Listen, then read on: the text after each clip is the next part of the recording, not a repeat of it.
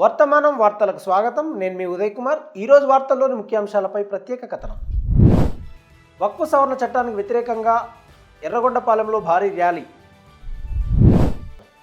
Yemen రాజధాని సనాపై America వైమానిక దాడులు, 12 మంది మృతి, 30 మంది గాయపడ్డారని ప్రకటించిన హౌతీలు. రాజస్థాన్లో దళిత వ్యక్తిని వివస్త్రం చేసి ఆపై దాడి, 8 రోజుల తర్వాత ఎఫ్ఐఆర్ నమోదు.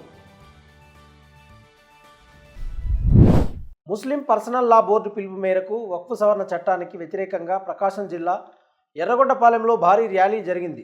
ముస్లిం ఐక్యవేదిక ఆధ్వర్యంలో జరిగిన ఈ ర్యాలీలో జమాతే ఇస్లామీ హింద్, జమాతే ఉలేమా హింద్, ఎస్ఐఓ, సిపిఎం ఆధ్వర్యంలో వేలాది మంది ముస్లింలు ఈ ర్యాలీలో పాల్గొన్నారు.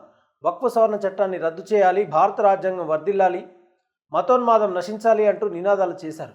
ఈ నల్ల చట్టాన్ని వెనక్కి తీసుకోవాలని ముస్లిం ఐక్యవేదిక డిమాండ్ చేసింది. వక్ఫ్ సవరణ చట్టం రద్దయ్యే వరకు తమ పోరాటం కొనసాగుతుందని నాయకులు తేల్చి చెప్పారు. వక్ఫ్ సవరణ చట్టంపై సుప్రీంకోర్టు తాత్కాలిక ఉపశమనం కలిగించినప్పటికీ తుది తీర్పు ద్వారా ముస్లింలకు న్యాయం జరిగే వరకు తాము వెనక్కి తగ్గేది లేదని ముస్లిం జేఏసీ నేతలు పేర్కొన్నారు. ఈ సందర్భంగా జమాతే ఇస్లామీ పట్టణ అధ్యక్షుడు ఎస్ఏ రసూల్ మాట్లాడుతూ, ఇస్లామియా పరిభాషలో వక్ఫ్ అంటే ప్రజలకు లాభం చేకూర్చేందుకు అల్లాహ్ మార్గంలో సమర్పించుకున్న ఆస్తి అంటే ఒక వ్యక్తి తన సొంత ఆస్తిని శాశ్వతంగా అల్లాహ్ మార్గంలో దానం చేయడం. జకత్ తర్వాత ఇస్లాంలో ప్రజా ప్రయోజనాల కోసం ఉద్దేశించిన వ్యవస్థ వక్ఫ్. జకత్ అనేది తక్షణ సంక్షేమం అయితే వక్ఫ్ అనేది దీర్ఘకాలిక సంక్షేమ కార్యక్రమం. ఇస్లాంలో మహమ్మద్ ప్రవక్త, సహబాలు ఈ విధముగా భూములను ప్రజా ప్రయోజనాల కోసం వక్ఫ్ చేసిన అనేక ఉదాహరణలు మనం చూడవచ్చని ఆయన అన్నారు. ప్రస్తుత కొత్త వక్ఫ్ చట్టం ప్రాథమిక హక్కుల ఉల్లంఘనతో పాటు వక్ఫ్ ధార్మిక సంక్షేమ విధానాలకు విఘాతం కలిగిస్తుంది. వక్ఫ్ పరిరక్షణ ధార్మిక విధి అయితే రాజ్యాంగ విలువలను పరిరక్షించడం ప్రతి భారత పౌరుని కర్తవ్యం. ఈ చట్టం రాజ్యాంగ అధికరణ 14, 15, 16, 25, 26, 300A విరుద్ధం, అప్రజాస్వామికమని జమత్ పట్టణ అధ్యక్షులు రసూల్ అన్నారు. వక్ఫ్ పునర్వ్యవస్థీకరణ పేరుతో ముస్లిమేతరులను బోర్డుల చేర్చడం, ఎవరు ముస్లింలో ప్రభుత్వం తేల్చడం, వక్ఫ్ ఆస్తులను పరిరక్షించే అధికారం కలెక్టర్లకు ఇవ్వడం ముస్లింలకు ఎంతమాత్రం ఆమోదయోగ్యం కాదన్నారు. ప్రజాస్వామ్యవాదులు దేశ ప్రజలు కులమతాలకు అతీతంగా ఏకమై ఇష్టారాజ్యంగా వక్ఫ్ చట్టాన్ని ముస్లింపై రుద్దే ప్రయత్నాలను తిప్పికొట్టేందుకు రాజ్యాంగ విలువల పరిరక్షణ కొరకు ప్రతి ఒక్కరూ ముందుకు రావాలని ముస్లిం ఐక్యవేదిక నేతలు పిలుపునిచ్చారు. యెమెన్ రాజధాని సనాలో రద్దీగా ఉండే మార్కెట్పై అమెరికా తాజాగా జరిపిన వైమానిక దాడుల్లో మరణించిన వారి సంఖ్య 12కు పెరిగిందని, కనీసం 30 మంది గాయపడ్డారని హౌతీ నియంత్రణలో ఉన్న ఆరోగ్య అధికారులు ఒక ప్రకటనలో తెలిపారు. హౌతీలు నడుపుతున్న ఆల్ మసిరా టీవీ ప్రకారం సనాలోని అత్యంత రద్దీగా ఉండే మార్కెట్లలో ఒకటైన షబ్ పరిసరాల్లోని పర్వా మార్కెట్ను వైమానిక దాడులు లక్ష్యంగా చేసుకున్నాయి. శిథిలాల కింద ప్రాణాలతో బయటపడిన వారి కోసం రెస్క్యూ బృందాలు వెతుకుతున్నాయి. ఆదివారం సనాలో చుట్టుప్రక్కల అనేక ప్రదేశాల్లో యుఎస్ వైమానిక దాడులకు పాల్పడిందని హౌతీ మీడియా సంస్థను ఉటంకిస్తూ జిన్నూవా వార్తా సంస్థ నివేదించింది.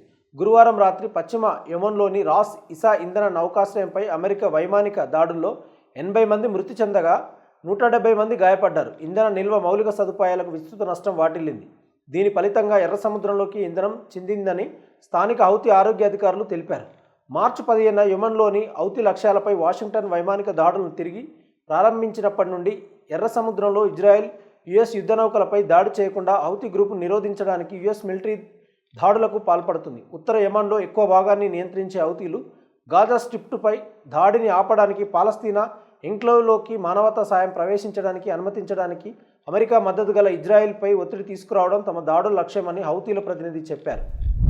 రాజస్థాన్లోని సికార్ జిల్లాలో ఒక దళిత వ్యక్తిని 2 అగ్రకులస్తులు కొట్టి లైంగికంగా దాడి చేసి అతనిపై మూత్ర విసర్జన చేశారని పోలీసులు తెలిపారు. ఈ సంఘటన ఏప్రిల్ 8న జరిగింది, కానీ ఏప్రిల్ 16న ఎఫ్ఐఆర్ నమోదు చేశారు. దళిత యువకుడిపై దాడి చేస్తున్నప్పుడు తనను కులదూషణ చేశారని ఫిర్యాదులో ఆరోపించారు. వివరాల్లోకి వెళ్తే, దళిత వ్యక్తి వివాహ ఊరేగింపును తిలకిస్తున్న సమయంలో పని నేపంతో దాడి చేసిన వ్యక్తులు అతన్ని పిలిచారు. 2 వ్యక్తులు ఆ యువకుడిని ఏకాంత ప్రదేశానికి తీసుకువెళ్లి వివస్త్రం చేసి లైంగిక దాడి చేశారు. విదేశాల్లో పనిచేస్తున్న అతని తండ్రికి హాని చేస్తానని బెదిరించారని పోలీసులు తెలిపారు. ఈ ఘటనపై ఎఫ్ఐఆర్ నమోదు చేశారు. బాధితుడికి వైద్య పరీక్ష జరిపి అతని వాంగ్మూలం నమోదు చేశామని దర్యాప్తు కొనసాగుతుంది అని డీఎస్పీ అరవింద్ కుమార్ అన్నారు.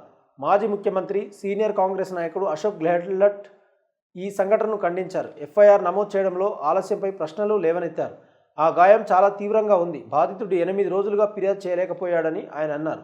రాజస్థాన్ ప్రతిపక్ష నాయకుడు, దళితుడు కూడా ఆయన టికారం జుల్లీ ఈ చర్యను సిగ్గుచేటుగా అభివర్ణించారు. ఇది నేటి రాజస్థాన్ వాస్తవికత. ఒక దళిత యువకుడిని కిడ్నాప్ చేసి కొట్టి లైంగికంగా వేధించి అవమానించారు. ఇది సినిమా దృశ్యం కాదు, ఇది నిజం. ఇలా జరగడం ఏంటో సిగ్గుచేటైన విషయం అని ఆయన అన్నారు. ఇదిలా ఉండగా ఏప్రిల్ 6న రామ నవమి రోజున అల్వార్ జిల్లాలోని రాముడి ఆలయాన్ని రాజస్థాన్ ప్రతిపక్ష నాయకుడు టికారాం జుల్లీ సందర్శించిన తర్వాత మాజీ ఎమ్మెల్యే జ్ఞాన్దేవ్ హౌజా గంగాజలం చల్లి ఆలయాన్ని శుద్ధి చేశారు.